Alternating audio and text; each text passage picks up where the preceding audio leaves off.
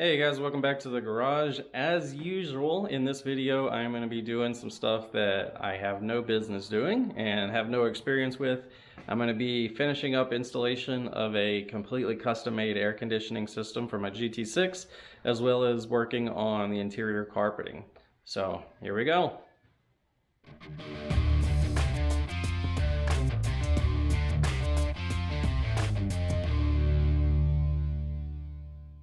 I just finished with one of the most challenging aspects of this car build that's taken me countless hours to get right. Well, I don't know if I could say right yet because it's not actually charged and running, but definitely countless hours to get it fitted to the car and to even get it to fit in the car. So that is the air conditioning system. These cars, I don't think, had air conditioning from the factory. Mine certainly didn't. And with a really low horsepower, it would have robbed a lot from the engine anyway. Obviously, that's not as big of a deal now because I have a much more beefy engine in the car and the air conditioner. Modern cars with these engines came with the air conditioner. So if you guys watched these videos or read my post from a long time ago, you'll know that I had to mount a compressor that I could mount backwards. So this is a Sandin 507, I believe. And it'll run backwards, which is really important. I have zero room to mount this thing normally. I think usually it would be mounted lower on the engine. And yeah, there's zero room there. I have shoehorned this engine in the car and there was just no room to do that. So I made some custom brackets, mounted an AC compressor that could run in reverse. And then just today and yesterday, I guess, let me take you around to this side. I got all the AC lines in. So I custom made these AC lines, if you can kind of see them running down there. And the condenser up here. The lines run back from here through the firewall. You can see some bulkhead fittings here, which is well clear of the wheels and everything. And then the dryer, because I'm working with where I have space, is actually here. Let me go. And this area is going to be covered up with a board anyway, so that's not really a big deal. But yeah, it's in the passenger footwell, so you can see the dryer. So there is no room underneath the dash here to get an evaporator and blower and everything else fitted. I looked at every manufacturer that makes these things for aftermarkets, and just none of them would even come close to fitting under the dash.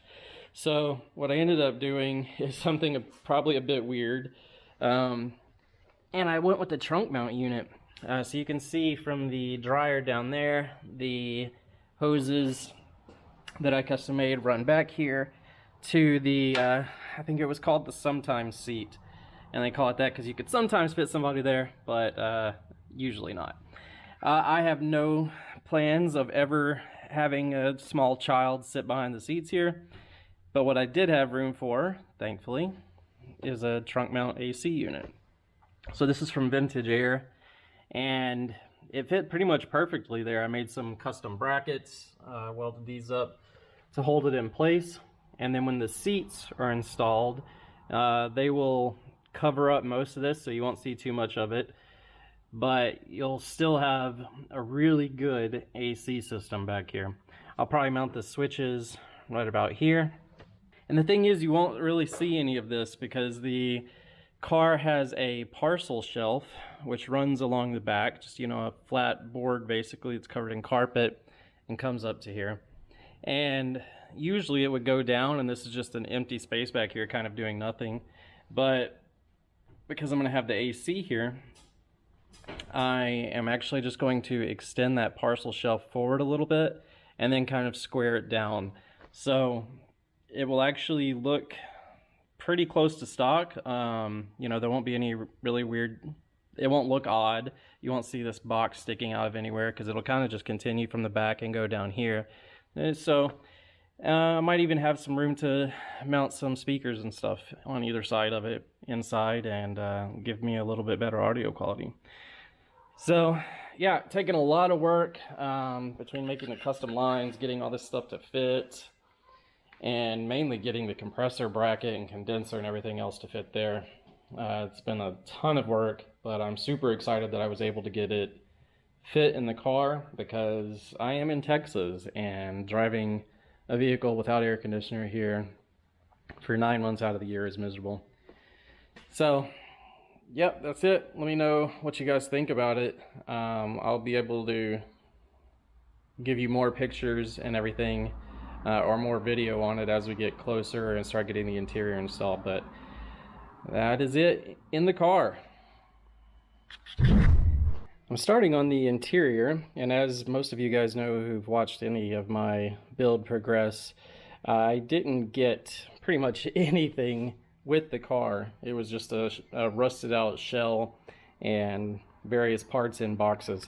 So I'm going to be completely remaking the parcel shelf back here, and that's probably a good thing anyway, since I'm going to be installing this custom AC unit as part of the parcel shelf. So I've decided I'm probably going to make it in 2 pieces. I'll have the first piece pretty much end right above this bulkhead where the axle and spring go, and I will then have the second piece start right there and continue its way back.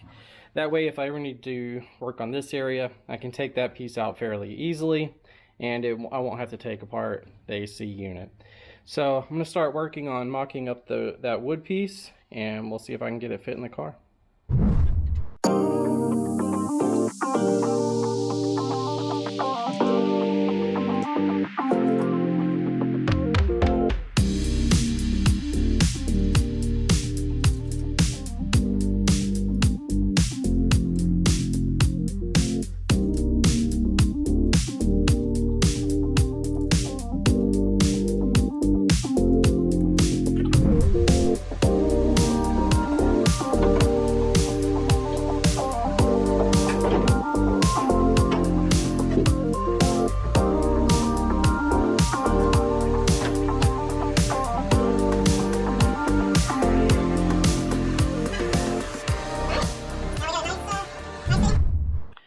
A little bit more progress here. I have the hardboard on top of the AC unit. You can see I have the AC slots cut out for the back.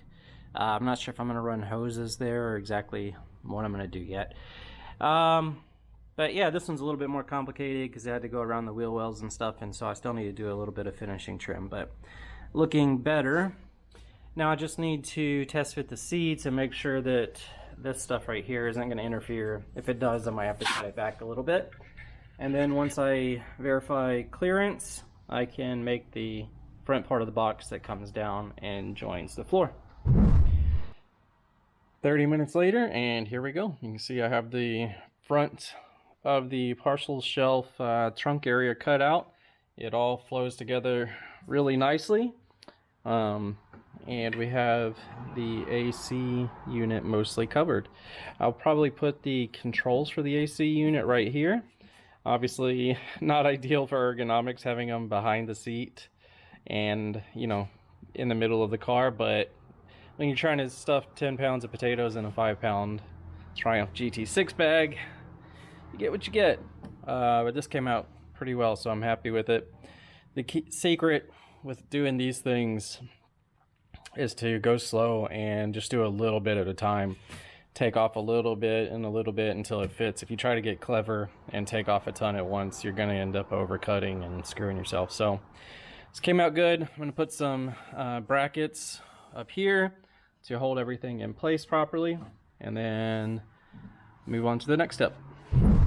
So here we are with the switches installed. The bottom is the thermostat for the air conditioner, which you can use to obviously to make it the air warmer or colder, and the top turns it off or low, medium, and I think that's it. I don't know if it has a medium or not. I'd have to look. But I think it has an off, low, medium, and high.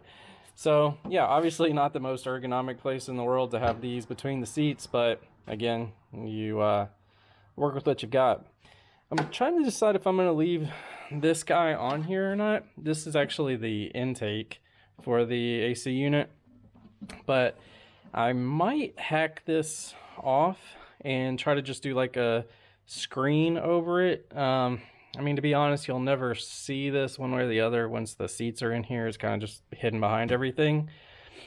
So I'm not going to do anything yet, but it's something I'll consider for the future. So yeah, this guy's all together now.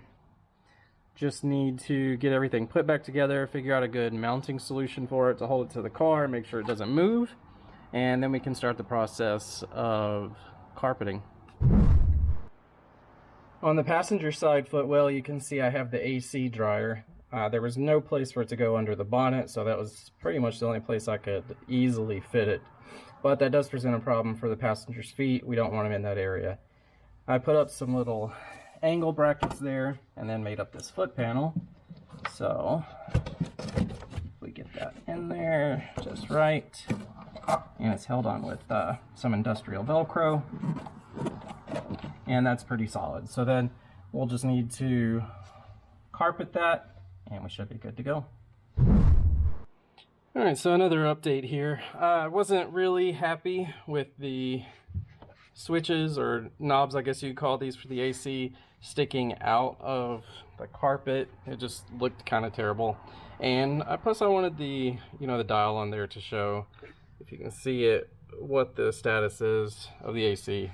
Even though, to be honest, that's not really going to help me any. But I think it just looks better. So what I ended up doing is I 3D printed this knob faceplate, I don't know what you call it, and then just put some holes in it, painted it and stuff so it looks really nice.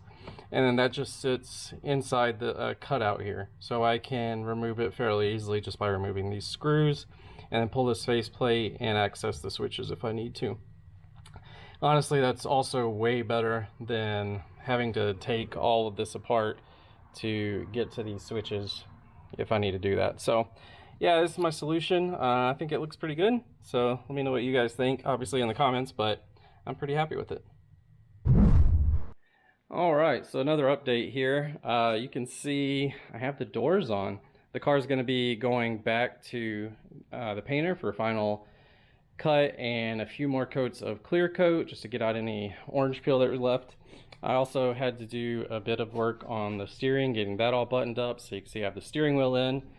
And if we open up, which is hard to do, if we open up the door here, you can see I have some of the seals on, the sill plate. So I did the carpet on the driver's side of the interior. I didn't really know what I was doing at all, so I did it in a lot of separate pieces, and I don't know how well it'll come across on camera, but you can see, a lot of seams there. This is a completely separate piece, so there's a seam there. A lot of seams in here. Yeah, you can't really see that. But on the passenger side, I decided to give it a different try and do it all in one piece. I didn't know if I could do that or not, but it ended up I could, and it actually looks a lot better. You got the kind of kick panel down there, which covers up the AC dryer. And yeah, so I think what I'm going to basically do is, now that I'm almost done, redo the driver's side so the carpet looks a lot better over here. So here's where we'll leave off for this video.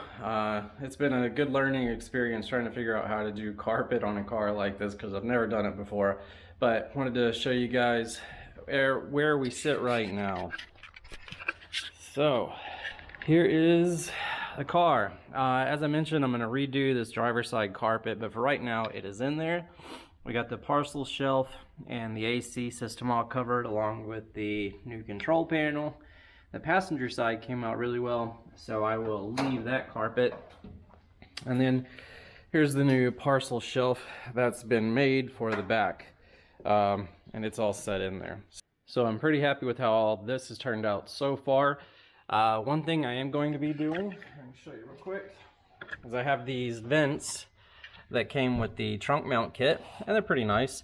So what I'm going to do is get rid of these hose outlets on the AC unit and put these vents on there, which you can't really see it right now, but it'll look better once it's on there.